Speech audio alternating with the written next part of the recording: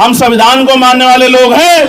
ये बुलडोजर गरीबों पे नहीं चल रहा है, ये बुलडोजर भारत के संविधान पे चल रहा है और इस बुलडोजर का इलाज भी हम लोगों को करना पड़ेगा। मैं आपसे फिर कह रहा हूं, बुलडोजर से नहीं, आप अपनी एकता बना के रखिए। संविधान की ताकत से बुलडोजर भी निस्तानाबूद होगा और बुलडोजर चलाने वाली सरकारें भी निस्तानाबूद होंगी। मेरी बात को आप याद, ऐसे अपनी मुट्ठी ऐसे बंद करो एक बार। बताओ एकता में शक्ति है या नहीं है? बताओ बताओ, जिस मुल्क के लिए इतनी कुर्बानियां दी, मुल्क हमारा है या नहीं है? बताओ, क्या अपने मुल्क की तरक्की को मजबूत करना हमारी जिम्मेदारी है या नहीं है? देश में अमन, भाईचारा, प्रेम बना रहे और देश एकजुट होकर तमाम तरह की गैर बराबरी, तमाम तरह के जुल्म और तमाम तरह की जो समस्याएं जनता के सामने आ रही हैं, उनके खिलाफ लड़ाई लड़े। इसलिए आज इस मंच के माध्यम से मैं अपनी बात को स्पष्ट करता हूं कि अगर भारत, क्योंकि बहुधर्मी देश है, अनेक अनेक धर्मों के लोग, अनेक अनेक जातियों के लोग लंबे समय से भारत में रह रहे हैं और इन सब जातियों के लोगों ने, धर्मों के लोगों ने, जब भारत गुलाम था, तमाम तरह से भारत के ऊपर जो हुकूमतें काबिज थी, मैं पीछे को खड़ा जो हुकूमतें काबिज थी, यानी कि अंग्रेजों की सरकारें, उनके खिलाफ मिलकर लड़ाई लड़ी थी। और लड़ाई भी ऐसी नहीं लड़ी कि थाली में सजा के आजादी मिली हो, लड़ाई भी इस तरह लड़ी कि जाने कुर्बान करनी पड़ी। बहुत सारे बड़े पैमाने पे हर सभी धर्मों के लोगों ने बलिदान दिए, तब जाके देश आजाद हुआ। और आज जब देश को आजाद हुए 75 साल से ज्यादा हो गए हैं, तो जानबूझ के, चाहे मुसलमान हो, चाहे सिख हो, चाहे क्रिश्चियन हो, चाहे बौद्ध हो, चाहे जैन हो, या कई जगह पर अन्य धर्मों के खिलाफ भी तमाम तरह से उनको उकसाने, डराने, दबाने और उनको अकेला महसूस कराने का जो षड्यंत्र किया जा रहा है, इसके खिलाफ हम, हमारा संगठन, हमारी पार्टी पूर्ण रूप से हर कमजोर के, हर गरीब के, हर मजलूम के साथ खड़े हैं। और जब तक ये गैर बराबरी पर आधारित व्यवस्था जो लोगों को डराने, दबाने, सताने का काम करेगी, हम अपने भाइयों का हाथ नहीं छोड़ने वाले। और मैं ये भी कहना चाहता हूं अपने भाइयों से भी, आज का कार्यक्रम जब वो रख रहे थे तो मैंने उनसे कहा कि जब आप कार्यक्रम करने जाएंगे तो आपके ऊपर झूठे मुकदमे लगा के जैसे आप सड़क पे आओगे आपको डराने का काम किया जाएगा।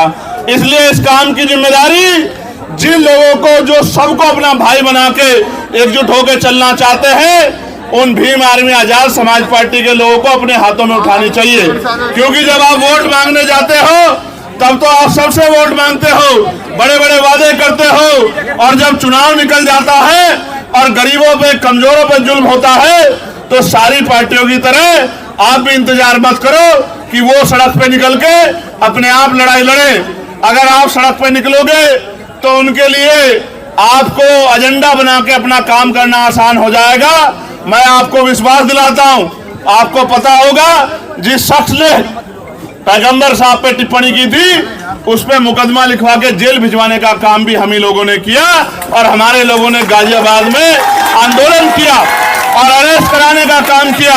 और चाहे बहराइच में एक तरफा कार्रवाई करके जुल्म करने का काम किया जा रहा हो, इसलिए कि सरकार का एजेंडा चलता रहे, या हिमाचल में तमाम तरह से जो है कमजोरों पे जुल्म ढाने का प्रयास किया जा रहा हो, उत्तराखंड में प्रयास किया जा रहा हो, हर मोर्चे पे हमारी पार्टी, हमारा संगठन एकजुट होके बिना किसी राजनीतिक स्वार्थ के इस लड़ाई को लड़ने का काम कर रहा है। और मैं आपको स्पष्ट करना चाहता हूं, सिर्फ मुसलमान भाइयों के साथ नहीं, अगर जैन भाइयों के साथ, सिख भाइयों के साथ, किसान भाइयों के साथ, देश की करोड़ों महिलाओं के साथ, नौजवानों के साथ, गरीबों के साथ अभी डीटीसी बसों वाला प्रकरण चल रहा है। जिसके साथ भी जुल्म होगा, हम अपनी देश की तरक्की के साथ खड़े हैं, हर व्यक्ति के साथ खड़े हैं। हम उस लड़ाई को लड़ने का काम करेंगे और मैं आपको विश्वास दिलाता हूं, आगे किसी भी आंदोलन में आपको स्वतः आगे नहीं आना पड़ेगा।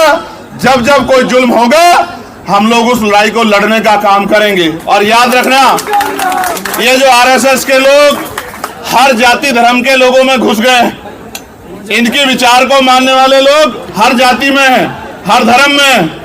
इनसे भी हमें सावधान रहना पड़ेगा, क्योंकि जब हम इनकी बातों में आते हैं तो फिर जो है इनके मोहरे जो है हमारे लोगों को परेशान करने का काम करते हैं, सरकार के एजेंट बनने का काम करते हैं। इन एजेंटों से भी हमें सावधान रहने की जरूरत है और मिलकर इस लड़ाई को, ना कोई एक जाति ना धर्म, पूरे देश की लड़ाई है या नहीं, ये बताओ। अगर किसी पे भी जुल्म होता है तो पूरे देश को इकट्ठा खड़ा होना चाहिए, नहीं होना चाहिए?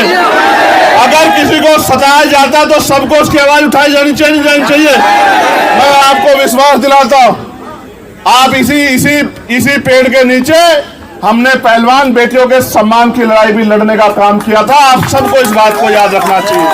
और आप जानते हैं, पार्लियामेंट में भी उन पहलवान बेटियों के सम्मान की लड़ाई को लड़ने का काम आपके चंद्रशेखर आजाद ने किया था। और आज मैं आपको विश्वास दिलाता हूं, जिस तरह से जानबूझ के टारगेट करके मुसलमानों के खिलाफ हिंसा का और ये धर्म के आधार पे जो है अपमान करने का काम किया जा रहा है, पार्लियामेंट में आवाज उठा के इस पे कानून बनवाने का काम भी हम लोग करेंगे। मेरी इस बात को आप लोग याद रखना। लेकिन मैं आपसे भी कहना चाहता हूं कि अगर आप लोग एकजुट नहीं रहे तो आपकी एकजुटता ना रहने का फायदा दूसरे लोग उठाएंगे। हमें बुलडोजर, मैं फिर कहता हूं, पहले दिन से हम लोग बुलडोजर के खिलाफ रहे हैं और बुलडोजर की प्रक्रिया न्याय संगत है नहीं। हम संविधान को मानने वाले लोग हैं। ये बुलडोजर गरीबों पे नहीं चल रहा है, ये बुलडोजर भारत के संविधान पे चल रहा है और इस बुलडोजर का इलाज भी हम लोगों को करना पड़ेगा। मैं आपसे फिर कह रहा हूं, बुलडोजर से नहीं, आप अपनी एकता बना के रखिए। संविधान की ताकत से बुलडोजर भी निस्तानाबूद होगा और बुलडोजर चलाने वाली सरकारें भी निस्तानाबूद होंगी। मेरी बात को आप याद रखिए। मुसलमान भाइयों को मेरा ये कहना है संदेश के तौर पे कि आपको हजरत पैगंबर मोहम्मद साहब को पढ़ना भी चाहिए, पढ़ना चाहिए कि उन्होंने सारी उम्र इंसानियत के लिए काम किया, कमजोरों के लिए काम किया, मजलूमों के लिए काम किया, उनको मुख्य धारा में लाने का काम किया। जो काम आज हम लोग कर रहे हैं कि हर व्यक्ति बराबर का अधिकार उसको मिले, वही काम उन्होंने किया। और उनके बाद हजरत उमर साहब ने भी वही काम किया। आपको पढ़ना चाहिए। आज तो हमारे बादशाह देखिए कैसे, तब के बादशाहों में रब के बादशाहों में फर्क भी देखिए। आज तो बादशाह 8,000 करोड़ के हेलीकॉप्टर हवाई जहाज से चलते हैं, वो तो पैदल भी चलते थे तो अपने बराबर वाले का ख्याल रखते थे। तो हमें समझना चाहिए, धर्म से बढ़कर भी इंसानियत के तौर पे भी हमें समझना चाहिए कि हमारे बड़ों ने हमें क्या सिखाया।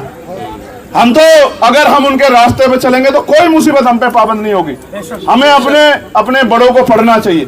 और सभी धर्मों में अच्छे लोग हैं, सभी धर्मों में अच्छे रास्ते दिखाने वाले पीर पैगंबर हुए हैं, महापुरुष हुए हैं। हमें उनको भी पढ़ना चाहिए और देश के संविधान के साथ खड़े होकर संविधान के आधार पर आगे बढ़ना चाहिए। इसी से हमारी तरक्की सुनिश्चित होगी। और आपको मैं कहना चाहता हूं, मॉडर्न एजुकेशन स्वीकार करो, पढ़ो, डॉक्टर बनो, इंजीनियर बनो, वकील बनो, जज बनो, पटवारी बनो, सेक्रेटरी बनो, आईएएस बनो, आईपीएस बनो, सिस्टम का हिस्सा बनो और कुर्सी पे बैठ के अपने लोगों को आगे बढ़ाने का काम करो। इसके अलावा कोई रास्ता तरक्की में नहीं है। आजादी से पहले सरकारी नौकरियों में आपका क्या परसेंटेज था, आज क्या है? आप देखो कमी कहां रह गई। ये मैंने नहीं की है, ये आपको और हमें मिलकर सोचना पड़ेगा कि जब तक हम लोग एजुकेशन को स्वीकार नहीं करेंगे और संविधान के फैसलों के साथ नहीं खड़ोगे तो हमें परेशानियों का सामना करना पड़ेगा।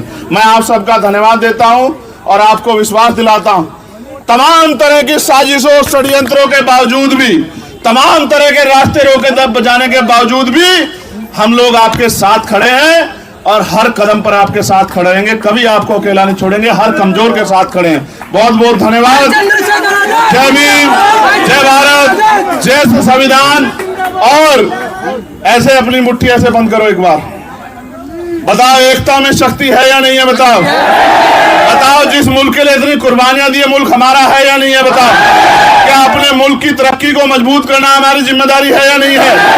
जिस मिट्टी को 5 बार सजदा करते हो उस मुल्क का ख्याल रखना हमारी जिम्मेदारी है या नहीं है? तो फिर हमें किसी को सेकुलर होने की या देशभक्त होने की गवाही देने की जरूरत नहीं है। बस जरूरत है एकजुट होकर आगे बढ़ने की और हमेशा आगे बढ़ते रहने की, पॉजिटिव सोच रखने की। बहुत बहुत धन्यवाद। मिल्लत टाइम्स को जारी रखने और मजबूत बनाने के लिए हमारी आर्थिक सहायता कीजिए।